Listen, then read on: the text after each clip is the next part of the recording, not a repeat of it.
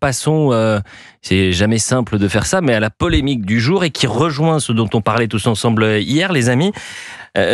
Tout ce qui nous renvoie à notre histoire dérange les déconstructeurs. L'extrême gauche voit d'un mauvais œil le fait qu'en France, on mette les drapeaux en berne samedi pour les obsèques du pape. Il est 16h17 sur Europe 1. Si vous souhaitez réagir, si ça vous choque, non pas la polémique, mais le drapeau en berne, appelez-nous. Si ça vous choque la polémique, appelez-nous aussi 01 80 20 39 21. Avant de commencer et de vous entendre sur ce sujet, je voudrais qu'on écoute celui qui a lancé la polémique, Alexis Corbière. Les drapeaux des bâtiments publics seront mis en berne samedi, jour des obsèques du pape François. Qu'est-ce que vous pensez de cette initiative ? Je suis en total désaccord.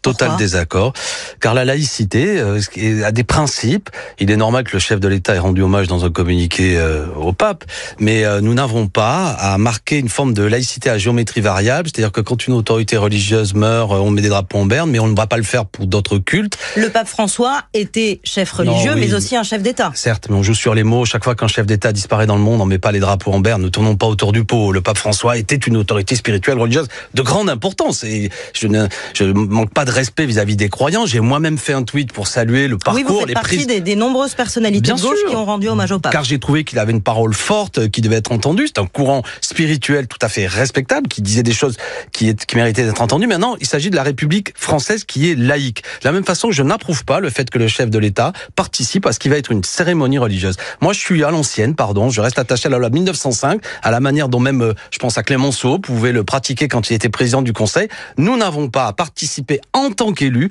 à une cérémonie religieuse, et la France, la République laïque, n'a pas à être en berne quand une autorité religieuse s'éteint. Sinon, c'est un principe à géométrie variable. Vous savez, la France est un pays dans lequel il y a différents cultes qui existent. Il y a d'ailleurs la moitié des Français qui ne sont pas croyants, et nous avons à être neutres vis-à-vis du culte. La République ne reconnaît ni ne salarie aucun culte. C'est le principe de la laïcité. 1905 ne reconnaît pas des cultes. Ça veut dire pression qu'elle ne sait pas qu'elle est indifférente, mais elle n'a pas à s'immiscer, elle n'a pas à participer à des cérémonies religieuses. Voilà pour la déclaration de l'ancien député LFI, parce qu'il a été purgé. Purgé, Alexis Corbière. Et il est moins prolixe quand il faut parler de Jean-Luc Mélenchon que parler des drapeaux de quelqu'un en berne. qui a un poster de Lénine dans son salon. Bon, Jules Torres, est-ce que on est face à l'une des plus grandes fausses polémiques, ou alors ça dénote de quelque chose dans notre société, et notamment avec les élus ? On sait que la France, pour Monsieur Corbière, a commencé... Bon, il a deux dates.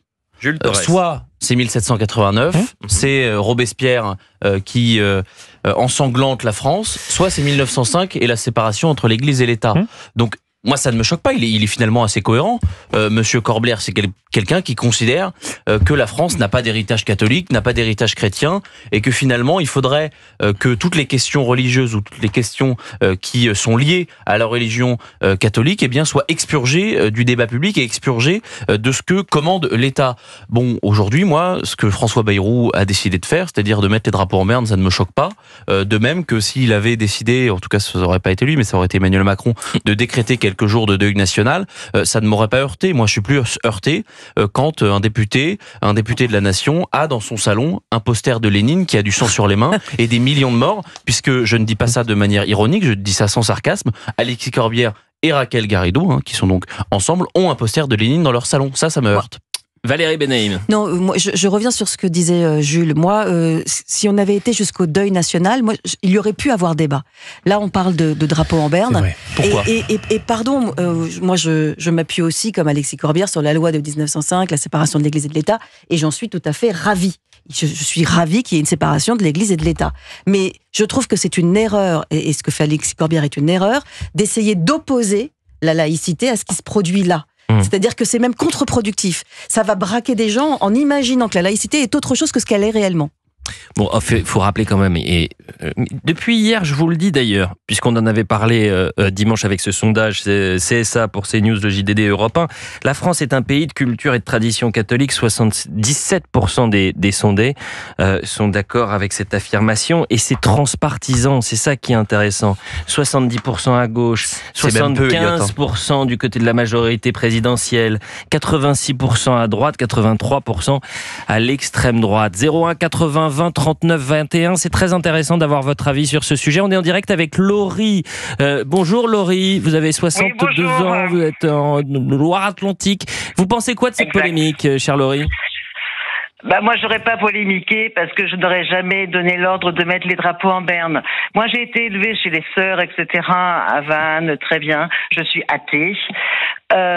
Mais je suis extrêmement attachée à la séparation de l'Église et de l'État.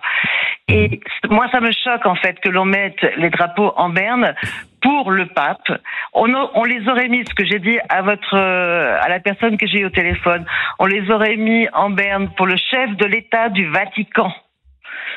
Bon, très bien, mais dans ces cas-là, si le chef je sais pas moi, du Niger meurt, on les mettra en berne aussi, et on ne le fera pas. Donc il y a 2 poids 2 mesures. Et bien que nous soyons, et je suis très attachée au fait que nous soyons dans un pays judéo-chrétien, on ne met pas pour. Oui, je vous en prie. Non, mais c'est intéressant déjà. C'est toujours passionnant d'avoir des avis divergents et des témoignages divergents. Je vois pas bien le parallèle entre le chef d'État du Niger et le chef de l'Église et du Vatican. Et bien justement, on ne met pas les drapeaux en berne pour un chef d'Église. On ne met pas les drapeaux en berne, mais on est bien d'accord que nous sommes judéo-chrétiens et je vous dis, même athée, pas athée, peu importe. Mais néanmoins, c'est le pape. Nous avons une séparation de l'Église et de l'État. Nous n'avons pas à mettre, selon moi, pour moi, les drapeaux en berne. Que le président de la République aille, aux obsèques, bien sûr, c'est tout à fait normal.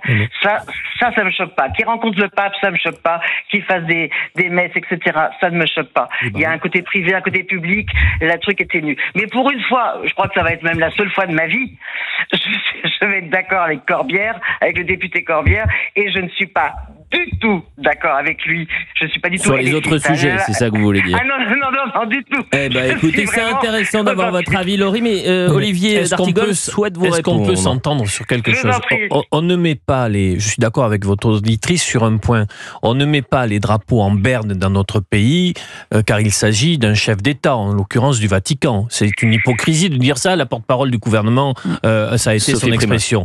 On met les drapeaux en berne, et je ne suis pas choqué par cette décision. Je l'aurais été davantage, il est vrai, pour un deuil national, tout simplement parce qu'il s'agit du pape, que l'émotion est planétaire, et qu'il est une personnalité marquante de notre époque, bien au-delà des catholiques et des chrétiens. C'est cela, et donc nous ressentons que nous soyons de la rose ou du réséda, qu'on puisse croire ou ne pas croire, nous ressentons une émotion. Première chose. Deuxième chose, attendez Laurie, je vous assure, Elliot, je ne sens pas dans notre pays un climat de polémique sur cette question-là. Corbière a exprimé une pensée politique, c'est la sienne. Elle est issue d'un courant de la gauche. Vous auriez pu dire polémiste. Oui, mais je ne pense pas que dans les bistrots le matin, notre peuple soit saisi de cette question-là. Faut-il mettre les drapeaux en berne ou pas ? Je n'ai pas senti ça ce matin quand j'ai pris mon petit café dans le bistrot où je vais, et où contrairement à ce que pense Jules Torres, je n'y rajoute pas de l'agneau. Émeric Pourbet, quel regard vous portez ? Alors, est-ce que c'est anecdotique, c'est-à-dire que ce sont quelques tweets de députés pour être dans la lumière, eux qui parfois ont été... Oui, je ne dis pas qu'ils ne le pensent pas, ils peuvent penser ce qu'ils veulent, mais ils peuvent le faire aussi à des fins qui n'ont pas vraiment d'intérêt au débat, et donc finalement on tombe un peu dans le panneau où ça a un sens. Pour moi, ça correspond quand même à un climat. C'est-à-dire que vous avez des gens qui, responsables politiques, pas que d'ailleurs, des médias, qui ne supportent pas l'idée qu'il y ait une histoire commune, un passé et un héritage plus grand que nous. C'est pas ma phrase, c'est la phrase d'Emmanuel Macron, c'était dans la cathédrale Notre-Dame de Paris. Et donc ils ne supportent pas ça. Et ils veulent évidemment qu'il y ait une séparation totale, radicale, entre notre histoire, nos traditions et l'État. Mais on en parle dans un instant, j'allais vous donner la parole, mais j'avais pas vu le timer. Je lancerai la question dans quelques secondes sur Europe 1. Vous restez avec nous. L'art du teasing. C'est un métier que peut-être vous aurez peut-être que vous serez au chômage dans quelques heures. Je te reste. À tout de suite.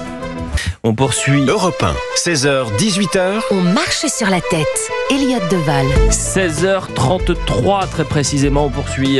On marche sur la tête. Toujours avec Fabien Lecoeuvre, Valérie Benhamim, Olivier d'Artigol, Jules Torres, Aymeric Pourbet, animateur d'Enquête d'Esprit, est avec nous. Et Patrick Veil est présent dans les studios d'Europe 1. Vous êtes historien, politologue, directeur de recherche au CNRS et spécialiste des questions de laïcité.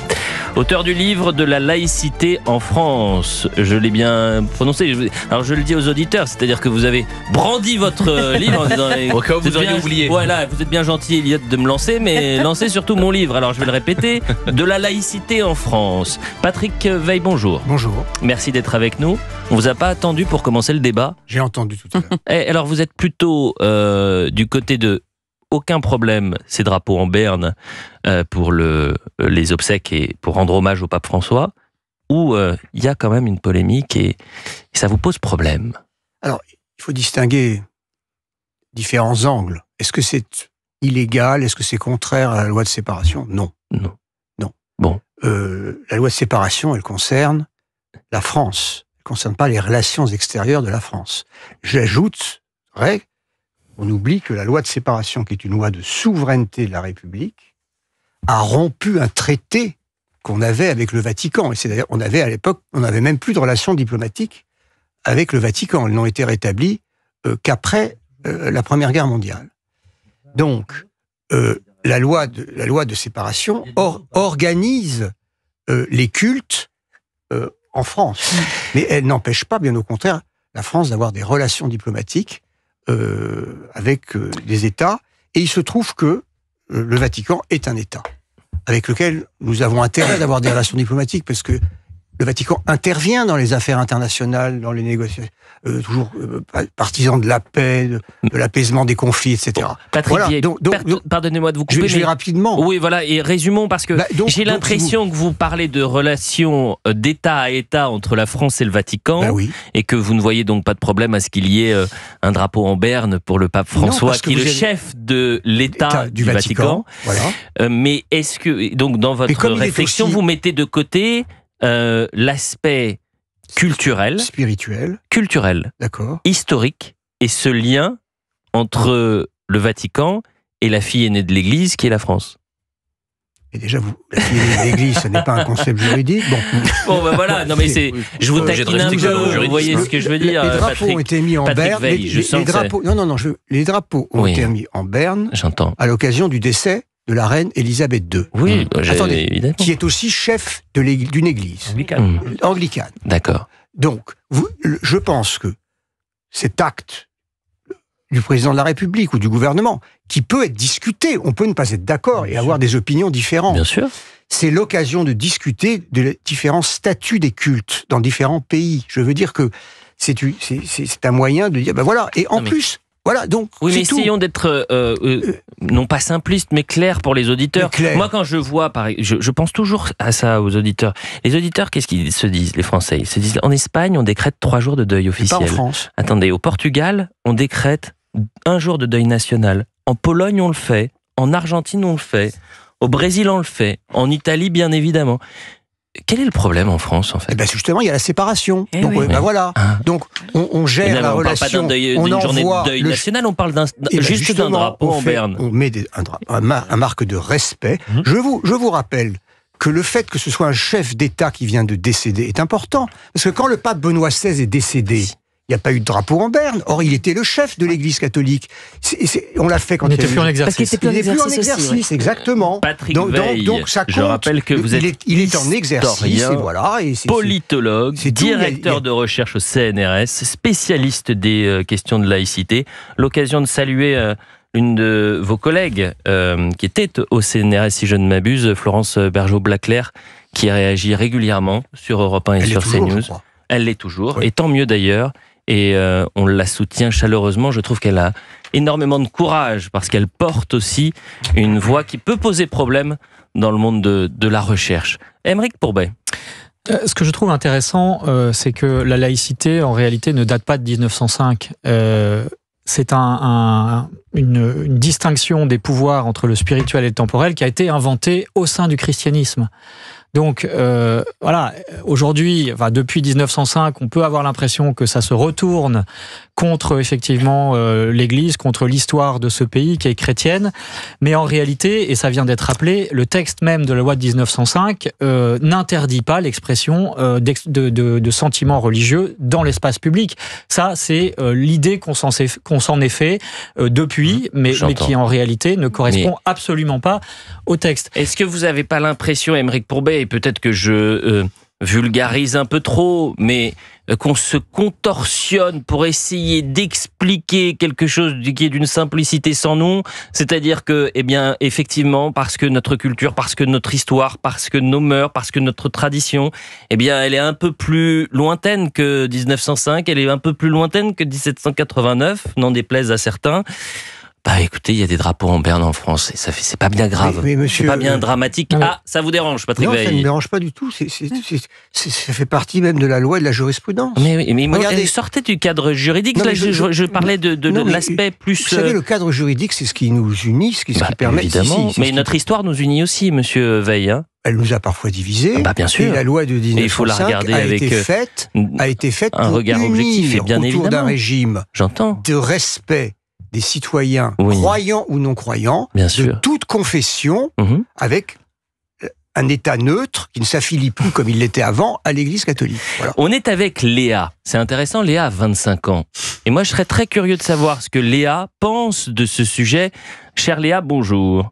Bonjour à tous. Bonjour. Alors, qu'est-ce que vous en pensez de ces drapeaux? Est-ce que c'est une polémique, oui ou non? Pour moi, il n'y a pas du tout de polémique. Ce qu'on voit surtout, c'est que c'est plutôt la géométrie variable de la part de la gauche, mais bon, ils nous y ont habitués, j'ai envie de vous dire, puisqu'on les a pas entendus lorsque le ministre des Affaires étrangères, lui, a cassé le jeûne du Ramadan dans la grande mosquée de Paris.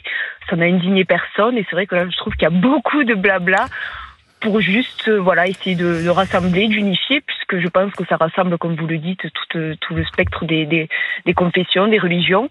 C'est plus symbolique que spirituel. Pour moi, pourtant, je suis plutôt catholique. Et donc, c'est vrai que j'ai du mal à saisir. Mais bon, comme ça vient de la gauche, du coup, on s'y attarde plus trop. Disons qu'on a l'habitude, mais c'est beaucoup fatigant, parce qu'avec tous les problèmes qu'il y a dans le pays, on se dit il faudrait peut-être mieux de travailler ce pourquoi on les paye, c'est-à-dire de régler les problèmes des Français qui n'est pas les drapeaux en berne au jour d'aujourd'hui. Si vous avez envie de souhaiter réagir comme Léa en direct sur Europe 1, réagissez donc au standard d'Europe 1 01 80 20 39 21. On est en direct pour On marche sur la tête jusqu'à 18h. Aymeric Pourbet, vous souhaitez peut-être répondre à Léa qui a dit franchement c'est une fausse polémique qui est orchestrée assez régulièrement par une frange radicale de la gauche, mais les Français ont d'autres préoccupations. Et peut-être qu'on s'attarde un peu trop longtemps d'ailleurs sur cette question-là, et on tombe dans le panneau en quelque sorte. En fait, je trouve qu'il faut répondre quand même à l'argument qui est exprimé notamment par effectivement Alexis Corbière, qui est de dire, en gros, si on affichait que le fait historique qu'il y a des racines chrétiennes dans ce pays, on empêcherait les non-croyants de ne pas croire. Ce qui me semble un raisonnement absolument absurde. Personne n'empêche de ne pas croire, et c'est même dans les pays chrétiens comme l'Italie, qui se revendiquent, où c'est indiqué dans la Constitution, les agnostiques ou les athées ont droit de citer, et ça ne fait pas un pli. En revanche, ce qui me dérange en tant que croyant, c'est que au nom de cet esprit de la laïcité et de la loi de 1905, on empêche des jeunes, notamment effectivement comme cette auditrice qu'on vient d'entendre, d'avoir des aspirations spirituelles et de pouvoir les exercer. Quand on voit tous ces jeunes qui ont été baptisés adultes à Pâques et qui sont en augmentation vertigineuse depuis plusieurs années, ça montre bien que notre société ne répond pas. Mais la laïcité ne les empêche absolument pas. Si, parce que je rêve d'un grand débat national de qualité où on pourra reconsidérer cette question-là et dire de quoi la laïcité est le nom et de quoi la laïcité n'est pas le nom. Les amis, je pense que, par exemple, dans ce que vous venez de dire, il n'y a pas avec notre République laïque un empêchement. Mais quand on veut masquer les statues, déplacer des statues parce qu'elles évoquent des symboles chrétiens, je suis désolé, là, on n'est plus dans l'esprit de la loi de 1905. C'est totalement la loi de 1905. S'il vous plaît, alors là, Patrick, vous vous trompez complètement. Si, voilà, vous avez l'article 28 de la loi de 1905 qui dit qu'il est absolument interdit d'élever des statues religieuses mais quand dans les statues existent, pourquoi est-ce qu'on les déplace? Non, mais les déplacer, ça c'est pas un autre sujet. Mais une statue indirectement, même directement, on la déboulonne pour la mettre ailleurs. Monsieur Veil, on est bien d'accord. Mais attendez, la loi. Ensuite, si vous voulez, la loi. Très intéressant. Oui, je suis vraiment ravi de vous avoir sur ce plateau, Monsieur Veil. Je rappelle que vous êtes chercheur au CNRS. La loi fixe des grands principes, surtout la loi de 1905. Alors ensuite. Vous avez, est-ce que quand une statue est déplacée, c'est la même chose de savoir si... Bon, là, c'est le juge qui va en décider, parce que la loi ne va pas se mêler de savoir de tous ces détails, que parfois on veut faire des nouvelles lois sans arrêt pour préciser certains détails qui est de l'ordre de la justice. Et ce qui est très intéressant, parce que j'ai fait ce livre de la laïcité en France, après l'assassinat de Samuel Paty. Bon, parce que... ça, c'est intéressant. J'avais découvert... Après les assassinats de Charlie Hebdo, mon association Bibliothèques sans frontières, on s'est dit qu'est-ce qu'on peut faire pour enseigner la liberté d'expression et la laïcité dans les écoles. On s'est rendu compte qu'il n'y avait pas grand-chose. On a fait des vidéos. J'ai été invité à faire la conférence de clôture des référents laïcité de l'éducation nationale en 2019. Et là, au déjeuner, après ma conférence, les collègues m'ont dit, vous savez, on n'a rien. On n'a pas de matériel pour enseigner la laïcité et la liberté dans les salles de classe. Après l'assassinat de Paty, vous avez dû remarquer que M. Blanquer avait annoncé 2 heures de débat à la rentrée scolaire, et que ces 2 heures ont été annulées. Sur la laïcité? Mais oui, parce qu'il n'y avait pas le matériel pour faire les 2 heures. Mais vous qui êtes allé dans les écoles, Patrick, je suis allé. Pardonnez-moi, un instant. Attendez. Je peux vous répondre quand même si vous mais je peux dire un mot. Échanger. C'est que ce que j'ai découvert en faisant ce livre, c'est l'ignorance. L'ignorance crasse des dirigeants. Des dirigeants, des ministres, des administrations, des enseignants, sur cette question de la laïcité dont tout le monde parle. Écoutez, vous avez pu échanger avec bon nombre de professeurs. Ah, évidemment. Bien sûr. Qu'est-ce qu'ils vous disent par exemple, un professeur d'histoire. Oui.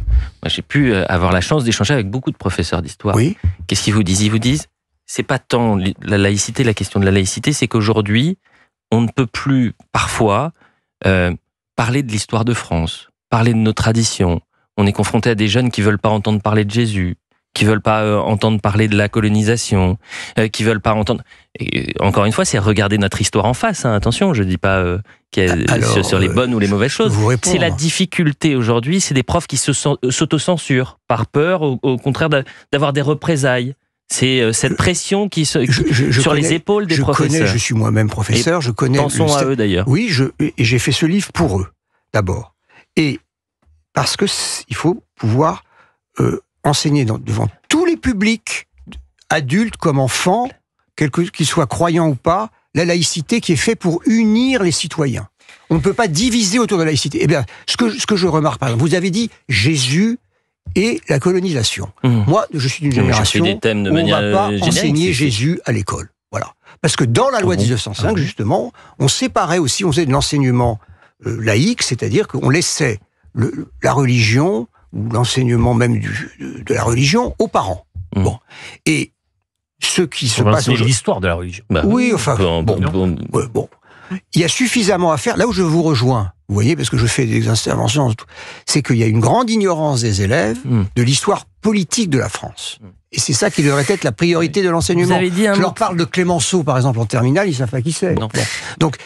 Donc c'est ça, moi, qui me préoccupe. Vous parlez de la laïcité, je voudrais qu'on écoute Valérie Boyer, qui est sénatrice Les Républicains. Oui. C'est très intéressant parce qu'il y a beaucoup d'élus, de responsables politiques, qui depuis quelques années estiment qu'il serait intéressant, qu'il est essentiel, plus qu'intéressant, d'inscrire dans la Constitution, vous parliez du droit tout à l'heure, nos racines chrétiennes.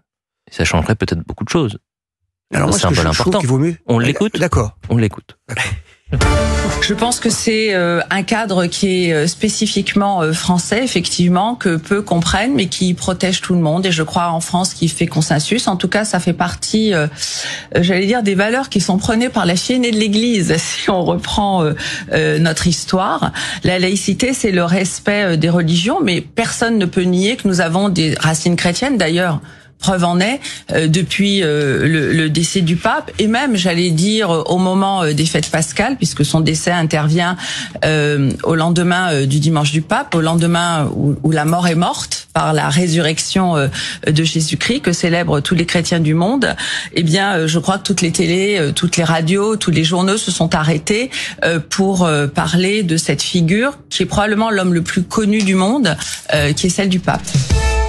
Jules Torres. Non mais elle a raison, la sénatrice Valérie Boyer. Et d'ailleurs, tout à l'heure... Est-ce qu'il faut inscrire dans la Constitution nos racines chrétiennes ? Moi, je suis complètement favorable pour la simple et bonne raison que tout à l'heure, vous parliez par exemple de l'Espagne et de l'Italie. C'était une religion d'État, le catholicisme, en Espagne jusqu'en 78, en Italie jusqu'en 84. Mais peut-être que la bonne chose qu'ils les ont fait, et c'est peut-être pour ça qu'ils n'ont pas les mêmes problèmes que nous, c'est qu'ils ont inscrit dans la Constitution les valeurs du catholicisme par rapport aux traditions du pays. Et c'est peut-être ça qu'on a du mal en France, c'est ce juridisme finalement, cette loi de 1905 qui nous empêche d'avoir un débat et de reconnaître... Ça nous empêche pas d'avoir un débat. Si, complètement. Parce que, non, mais depuis tout à l'heure, on a parlé que du juridisme. Rappelons que l'Espagne, il y a le Franco jusqu'en 74 et qu'il y a on a parlé que du juridisme, on a parlé que de la loi, du cadre de la loi, sauf que c'est pas une loi qui va décider qu'on met 1500 ans d'histoire de côté. Voilà. Mais il s'agit pas de bien souvent, pas tous dans le débat, c'est ce qui peut intervenir. Qu'on puisse s'écouter et que les auditeurs puissent d'ailleurs réagir. Si vous souhaitez réagir, 01 80 20 39 21. On va saluer Léa qui était avec nous, qui disait les polémiques.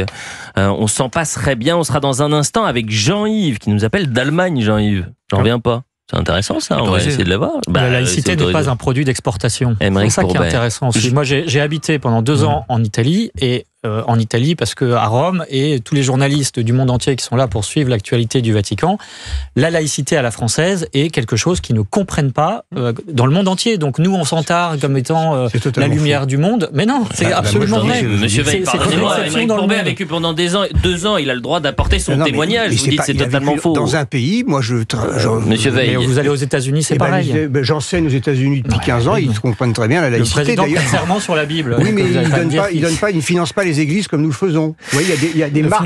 Il y a des marques. Ben voilà, monsieur. Il y a des marques de la séparation.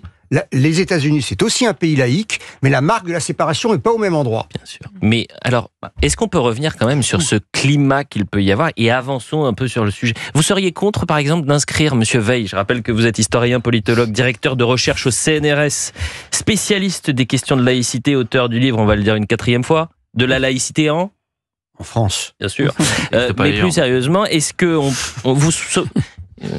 qu'il faudrait inscrire les racines chrétiennes dans la Constitution française?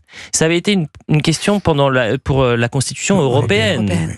Vous savez, je suis frappé de voir Madame Boyer, parmi d'autres, tous ces parlementaires qui proposent de faire de nouvelles lois sans regarder comment s'applique celle qui existe déjà. Ça, c'est Clémenceau le remarquait. Et je remarque que, par exemple, la loi de 1905 prévoyait la protection de la liberté religieuse, de la liberté de conscience, par des dispositions pénales. Et je remarque que vous ne répondez pas à ma question. Je ne réponds pas à votre question, je vais y répondre. Parce que ces dispositions pénales, c'est le garde des Sceaux qui est chargé de les mettre en œuvre. Bien sûr. Mais qui est le garde des Sceaux? C'est Darmanin. Bon. Parce que M. Darmanin, il y a quelques semaines, a dit il faut une nouvelle loi pour les compétitions sportives, etc. Et pendant ce temps-là, il n'applique pas. Il ne fait rien. Il est le protecteur de la séparation, de la liberté religieuse, etc. Il ne fait rien. Le ministre des cultes, si vous me permettez, c'est pas M. Darmanin, c'est d'ailleurs M. Retailleau, c'est le ministre de l'Intérieur. Mais je il faut regarder les textes. Oui. C'est le garde des Sceaux qui est chargé d'appliquer la loi. Oui, bien évidemment. Mais et il ne l'applique pas. Alors, comme vous. Donc, attendez. Moi, je Monsieur dirais, Veil, Madame vous Boyer, contournez un peu la loi, question. il veut aller plus loin dans sa loi. Est-ce que justement, il ne Monsieur veut pas Veil se contenter des compétitions sportives officielles, il veut aller mais on s'écarte du traquer sujet. le voile. Non, on ne s'écarte pas du sujet. Si on s'écarte du sujet parce que les choses peuvent être simples, Monsieur Veil. Est-ce que vous considérez que d'inscrire dans la Constitution nos racines chrétiennes, ce qui devait d'ailleurs se passer pour la Constitution européenne, est-ce que c'est une bonne ou une mauvaise chose? Est-ce que vous êtes pour ou vous êtes contre? Moi, je suis favorable à l'inscription dans la Constitution des articles fondamentaux de la laïcité que sur l'article 1 et 2 de la loi de 1905. Bon, donc vous ne répondez pas à ma question. La réponse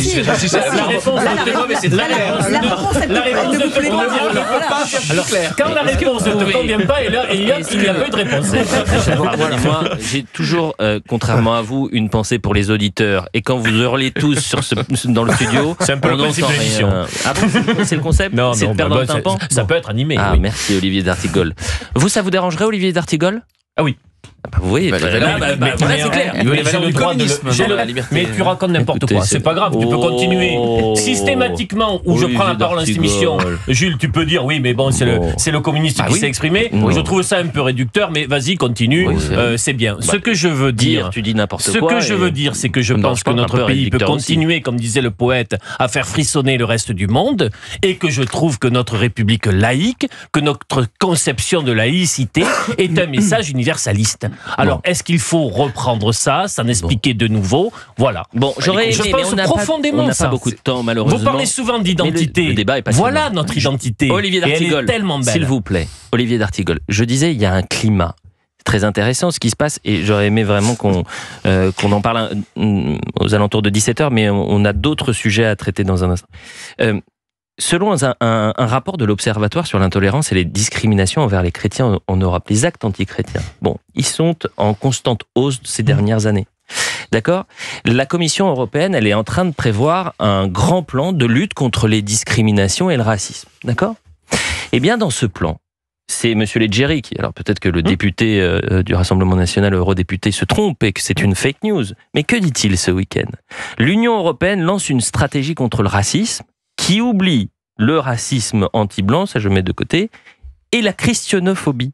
C'est-à-dire que les actes anti-chrétiens ne sont même pas pensés dans ce vaste plan qui va durer de 2026 à 2030 et produit par la Commission européenne. C'est intéressant quand même. C'est pour ça que je vous dis, il y a un climat aujourd'hui. Pourquoi ne pas... Et ça vous choque ça, Olivier d'Artigol, ou pas ? Non, je pense qu'il faut en effet évoquer... En 30 secondes. Non, je suis d'accord sur le fait. Oui, ça n'est pas. C'est pas normal. Oui, un petit sujet. Oui. Il y a un petit sujet, il y a même un gros sujet. Pourquoi les actes antichrétiens dérangent ? Non, pourquoi il y a une omerta sur les actes antichrétiens ? Pas dans notre pays, en tout cas. Pas dans notre pays. Non, dans notre pays. Attendez, on a bien compris que les grands patrons, c'est la Commission. C'est Madame Sarraïen. Dans notre pays, les actes anti-religieux et notamment les actes sont recensés. Bien évidemment. Et à juste titre. D'ailleurs, en 2024, 770 actes anti-chrétiens en France. Et M. Leggeri dit 0 ligne dans leur texte. C'est quand même assez intéressant. Débat absolument passionnant. Merci bien sûr à tous les 6. Merci Monsieur Veil. Vous restez un peu avec nous ou pas ? Vous êtes pressé ? Ah, écoutez. Moi, on m'a dit 17h15. Alors 17h15, on allait rester à 17h15. On revient dans un instant.